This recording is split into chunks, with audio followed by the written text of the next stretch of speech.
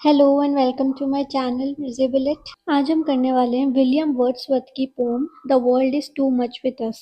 Let's see about the poet. So Wordsworth romantic movement के founder थे। साथ ही उन्हें इमोशन, नेचर और इमेजिनेशन पे ज़्यादा एम्फेसिस किया ओवर रीजन एंड इंटेलेक्ट। अब वो जो थे लेट पोइट्स के पार्ट थे along with Coleridge and Robert Southey, और बाद में उन्हें पोइट लॉरेट बना दिया ब्रिटेन का इन 1843। Now let's see about the pome. तो ये पोम जो है 1802 के अंदर लिखी गई थी और 1807 में पब्लिश किया था। ये पोएम मेनली क्रिटिसाइज करती है कि कैसे लोग आज के ज़माने में यानी कि मॉडर्न वर्ल्ड के अंदर बहुत ज़्यादा मटेरियलिस्टिक हो गए हैं और जो नेचर है उससे डिस्कनेक्ट होते जा रहे हैं।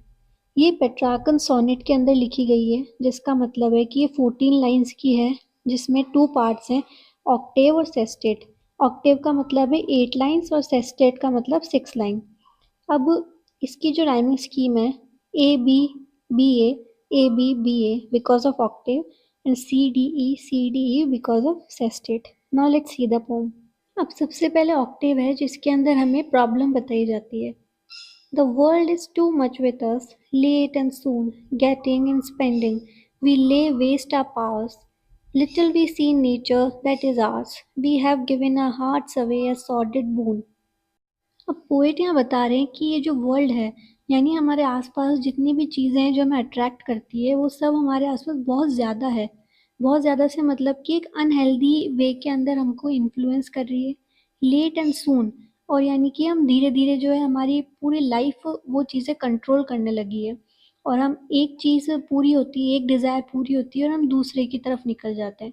गेटिंग एंड स्पेंडिंग, और हम जैसे आज कमा रहे हैं तो हम कमा क्यों रहे हैं कि ताकि हम अगले दिन स्पेंड कर सकें।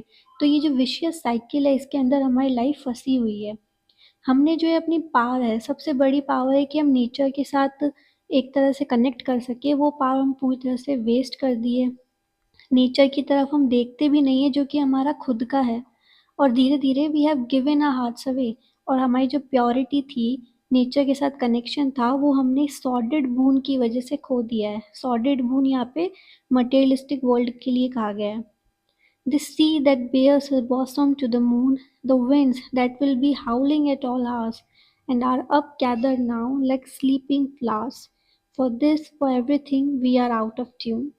अब यहाँ नेचर को और डिस्क्राइब करते हुए बता रहे हैं कि जैसे एक समुद्र है, सी है, वो उसके रिफ्लेक्शन में हम मून को देख पाते हैं। इतना ब्यूटीफुल वो जो पूरा सिनेरियो लगता है। विंड्स है जो कि रात को एक समय के बाद तेज तेज चलती है, और ये सब चीज़ें देख के ऐसा लगता है कि एक फ्लावर ठंड की वजह से सिकुड़ जाता है, उस तरह से ये सब चीज़ें सिकुड़ रही है। For this for everything we are out of tune. और ये सब इसलिए हो रहा है क्योंकि हम हमारे नेचर को उनसे कनेक्ट नहीं कर पा रहे, उसकी ब्यूटी को, जो मेलोडी है, ट्यून है, उसको एंजॉय नहीं कर पा रहे। It moves us not, great God, I rather be a pagan suckled in a creed outworn. So might I, standing on this pleasantly, have glimpses that would make me less forlorn.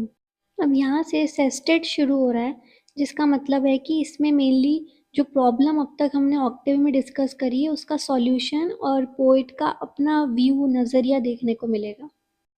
It moves us not से वो ये बताना चाह रहे हैं कि अब ये सब चीज़ें चाहे वो कितनी भी ब्यूटीफुल हो, इंस्पायरिंग हो, लेकिन ये सब चीज़ें हम हमें मूव नहीं करती है, हमें ज़्यादा एक खुद की तरफ अट्रैक्ट नहीं करती। Great God, I rather be a pagan. अब वो रिक्वेस्ट कर रहे हैं कि काश मैं एक पेगन होता, यानी कि एक प्रीस्ट होता जो कि बहुत सारे गॉड को वर्शिप करता है। सक्कल्ड इन अ क्रीड आउटवॉन, जो कि अब एग्जिस्ट नहीं करते हैं। इस तरह का एक कल्ट होता, या इस तरह का रिलीजन में फॉलो करता जो शायद आज एग्जिस्ट नहीं करता। लेकिन मैं इस 2 लाइन में ये बताना चाह रहे हैं कि वो पुराने ज़माने में वापस जाना चाहते हैं, एक ऐसी जगह जाना चाहते हैं जहाँ पे उनको जो फ़ील हो रहा है उस इमोशन को वो जस्टिफ़ाई कर सकें। फिर वो आगे बोलते हैं कि इस तरह से मैं जो प्लेज़ेंट प्ली है, यानी कि जो एक ग्रास लैंड है, उस पे खड़ा हो सकता, और वहाँ से मैं देखता इन सब नज़ारों को, और मैं लेस फॉरलॉर्न, कि फॉरलॉर्न से मतलब है अनाथ होना या फिर लोनली होना। तो वो चाह रहे थे कि जो अनाथ जैसा एक तरह से अबंडेंट वो फ़ील कर रहे हैं, वो शायद कम करते। Have sight of Proteus rising from the sea, or hear old Triton blow his wreathed horn. अब यहाँ कह रहे हैं कि प्रोटियस एक ग्रीक गॉड है, तो वो बोल रहे हैं कि काश अगर मैं उस वक्त पैदा हुआ होता या एग्जिस्ट करता तो मैं प्रोटियस को अपने सामने शेप लेता हुआ देखता। प्रोटियस एक माइथोलॉजिकल फिगर हैं जो कि उनके शेप शिफ्टिंग एबिलिटीज की वजह से जाने जाते थे।